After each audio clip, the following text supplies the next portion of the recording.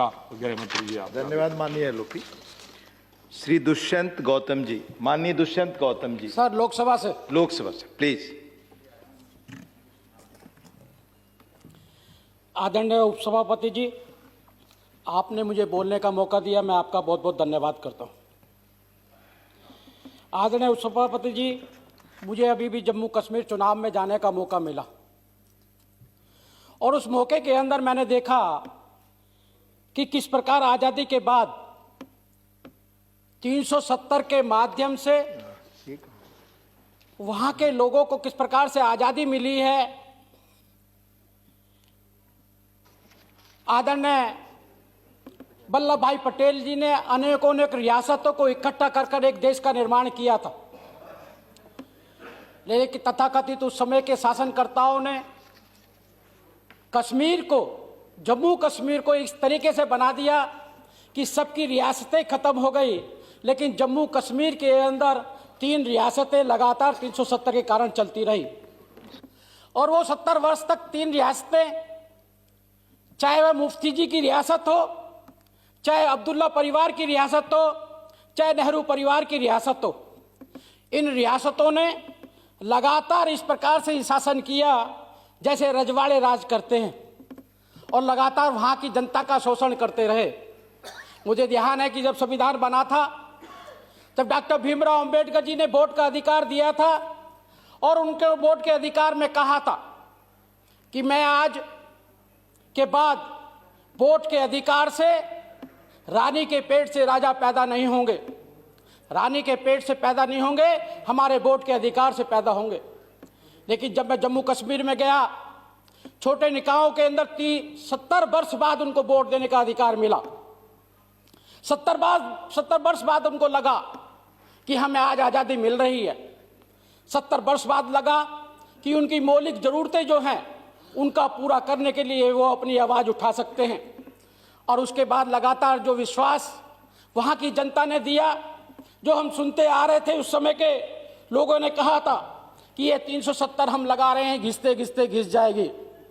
लेकिन 70 वर्ष के अंदर जनता ने जब देखा कि ये तो नहीं हटाएंगे, लेकिन हटाने के बाद उन्होंने तीनों दलों को इस प्रकार से घिस दिया, चाहे वहाँ पर नेशनल कॉन्फ्रेंस हो, तेलुगु अपना मुफ्ती जी की पार्टी हो, कांग्रेस हो, तीनों दलों के अगर अब बहुमत को देखते हैं, तीनों को जोड़ के बाद भी भारतीय जनता पार्टी एक सर्वोपरि दल के रूप में वहां पे खड़ी हुई है।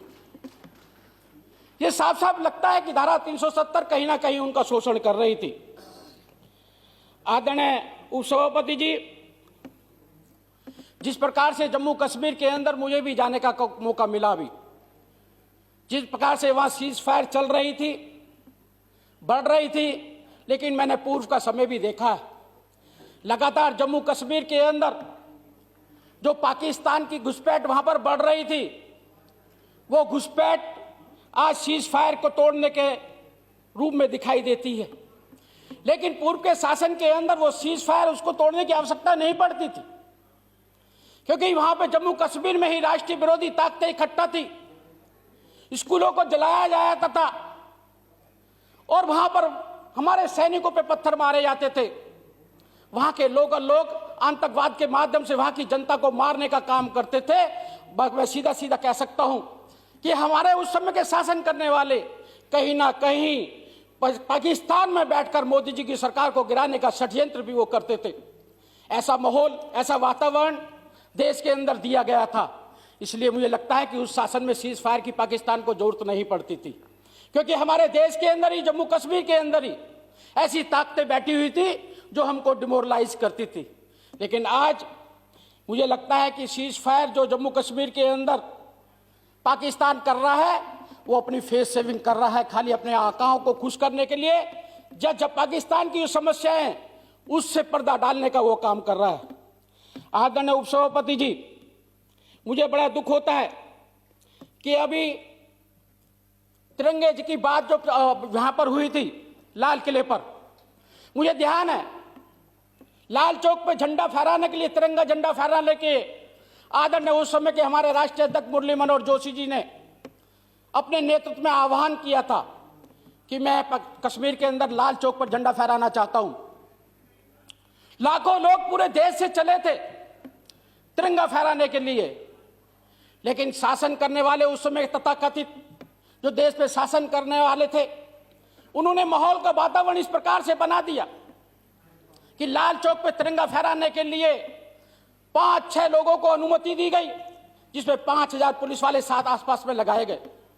और उस समय आदरणीय हमारे आज के प्रधानमंत्री नरेंद्र मोदी जी ने आह्वान किया था कि मैं लाल चौक पे तिरंगा फहराने के लिए जा रहा हूं, किसी के माई के लाल में हिम्मत है तो झंडा फहराने से मुझे रोक कर दिखाए।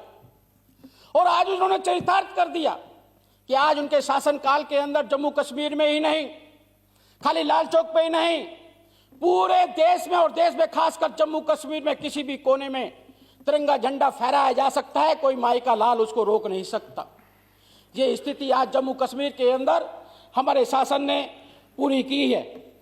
और उस समय हमने तिरंगे की कदर की थी, लेकिन आज दुख होता है कि जिस प्रकार से लाल किले पर तिरंगा झंडे का अपमान किया गया, और अपमान करने वाले लोग जो किसान आंदोलन के माध्यम से किसान का पर्दा पहनकर वहां पर गए थे, सभी दलों ने, खासकर किसान के सभी नेताओं ने उसका वर्णन किया कि हम उसको मान के चलते हैं कि वो एक गलत काम था, एक घिनौना काम था।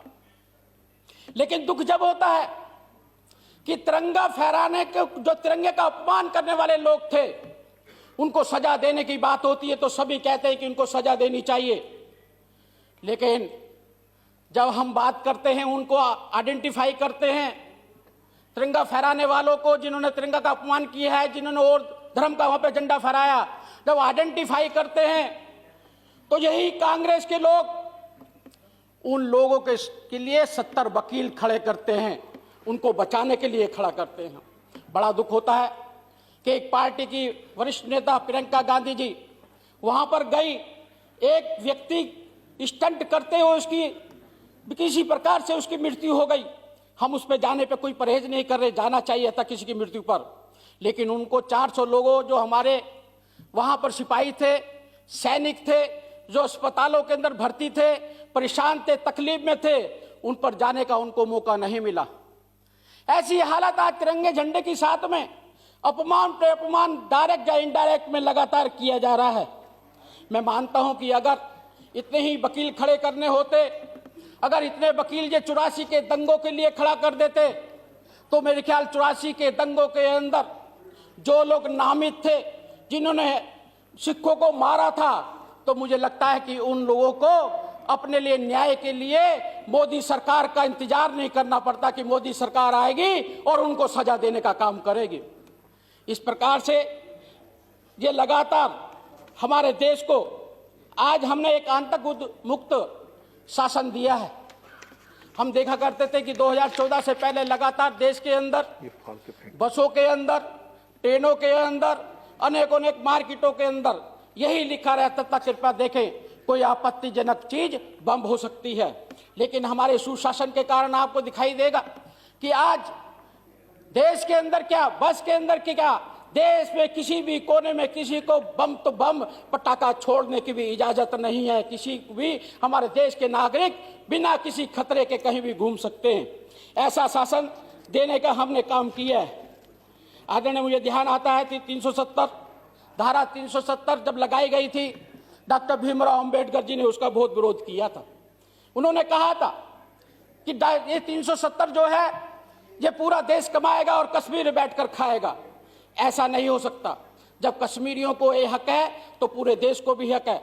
जब कश्मीरी पूरे देश में रह सकता है तो पूरा देश भी कश्मीर के अंदर रह सकता है। लेकिन दुख जब होता है, हमारे जो कश्मीर के अंदर 2 विधान 2 निशान 2 प्रधान चल रहे थे, हमारे प्रथम राष्ट्रीय अध्यक्ष परम आदरणीय श्यामा प्रसाद मुखर्जी जी ने अपना बलिदान दिया था कश्मीर को अंदर जोड़ने के लिए। उसी प्रकार से मुझे दुख के साथ ये कहना पड़ रहा है, ये कांग्रेस के लोग जो 370 की वकालत करते थे, जो बड़े बड़े भाषण दिया करते थे, मुझे ध्यान है कि 70 के दशक के अंदर वहां पे आरक्षण लागू नहीं होता था। मैं अभी पीछे गया था, कश्मीर जम्मू गया था, विधानसभा के सामने एक मूर्ति का अनावरण किया था मैंने, भक्त अमरनाथ जी का।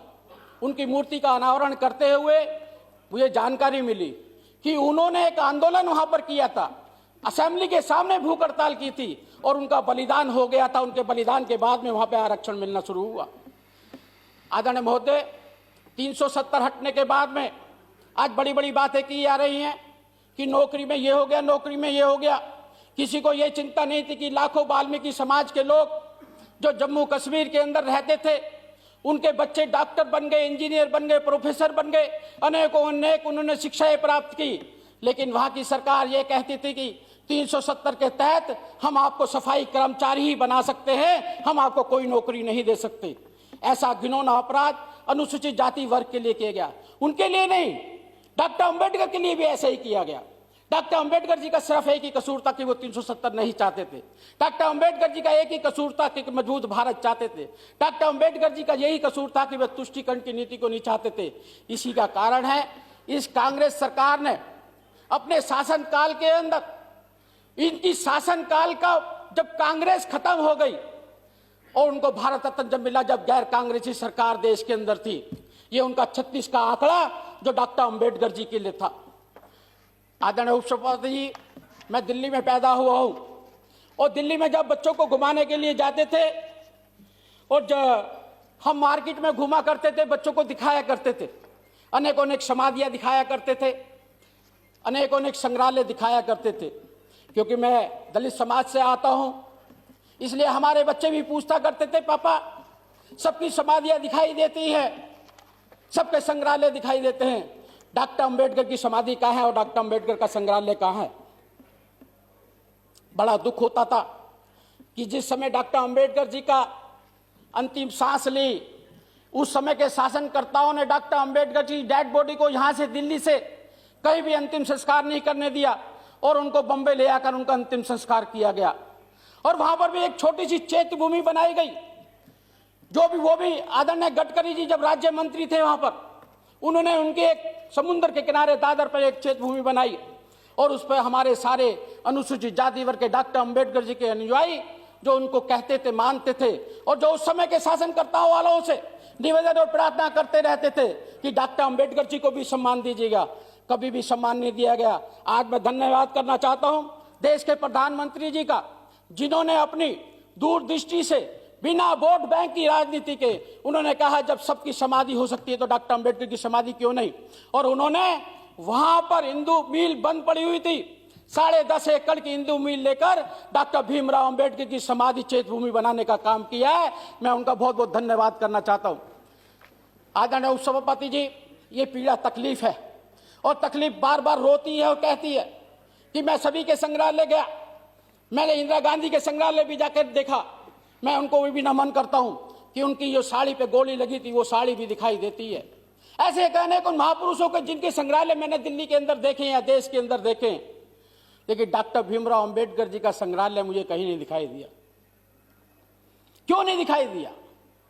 क्योंकि इनको अभी तक शासन करने में यही लगा कि अगर किसी और को महापुरुष बना दिया तो नेहरू खानदान का हम कैसे गुणगान करेंगे। आज मुझे मालूम पड़ रहा है जब 26 अलीपुर रोड से डॉक्टर भीमराव अंबेडकर जी का सामान उठाकर बाहर फेंक दिया था इन कांग्रेसियों ने, और वो सामान उठाकर उनकी साथ में नानक रत्न जो अजगले थे, वो सामान को लेकर नागपुर से 35 किलोमीटर दूर चिंचोली गांव अपने यहाँ ले गए थे और वहां पर उस सामान को रखा गया। और मुझे ध्यान आता है 2013 के अंदर एक मीडिया ने आवाज उठाई कि डॉक्टर भीमराव अंबेडकर जी का ये सामान, जो एक घर के अंदर रहने वाला व्यक्ति होता है, उसकी चारपाई भी होती है, उसकी कुर्सी भी होती है, उसकी टेबल भी होती है, पढ़ाई का सामान भी होता है, वो वायसराय थे, कोट भी पहना करते थे, टाइयां भी डाला करते थे। जब मैं वहां पर गया, जाकर मैंने देखा सारी टाइयों को दीमक खा गया है। माननीय दुष्यंत जी, आप कंक्लूड करें, आपका समय पूरा हो रहा है। जी जी, 2 मिनट नहीं, 2 मिनट नहीं, आप समय कम है, आप कंक्लूड करें। Concluding sir please. टाइयों को भी दीमक खा गई है, कोटों को भी दीमक खा गई है। जिस टाइपराइटर से संविधान लिखा गया वो भी टूट गया, जिस कुर्सी में बैठते थे वो कुर्सी भी टूट गई है, लेकिन कभी इन्होंने चिंता उसकी नहीं की। आज वहां पर 13 एकड़ जमीन के अंदर डॉक्टर अंबेडकर जी का संग्रहालय बनाने का हम काम कर रहे हैं। आदरणीय उपसभापति जी, लगातार जिस प्रकार से कांग्रेस ने एक मंच हो सकती और विरोधी दलों ने बना लिया कि हम सीए का भी विरोध करेंगे, सीए लाना चाहते थे। माननीय दुष्यंत जी, खत्म करें। आदरणीय प्लीज अध्यक्ष जी, माननीय दुष्यंत जी खत्म करें। मैं कहूंगा मुझे 2-3 मिनट दे देंगे तो मैं अपनी बात को पूरा रख दूंगा। जो CA से समय अगर तय है, लाभ होने वाला था तो समय- दलितों को लाभ होने वाला था। समय की सीमा है। जानकर इन्होंने किया। और मैं तो अंतिम में खत्म कर रहा हूं साहब, CA GST सारे इनके बनाए कानून को हम लाने का काम कर रहे हैं। इनकी विरोध की मानसिकता धन्यवाद, धन्यवाद माननीय दुष्यंत जी। अगर मोदी जी इनको हलवा भी खिलाएंगे धन्यवाद। और कहेंगे मीठा हलवा है तो ये कहेंगे नहीं हलवा फीका है, चीनी मीठी थी खाली। धन्यवाद, बहुत बहुत धन्यवाद, धन्यवाद। Honourable Shri A Navneet Krishnan ji. Thank you, Honorable Deputy Chairman.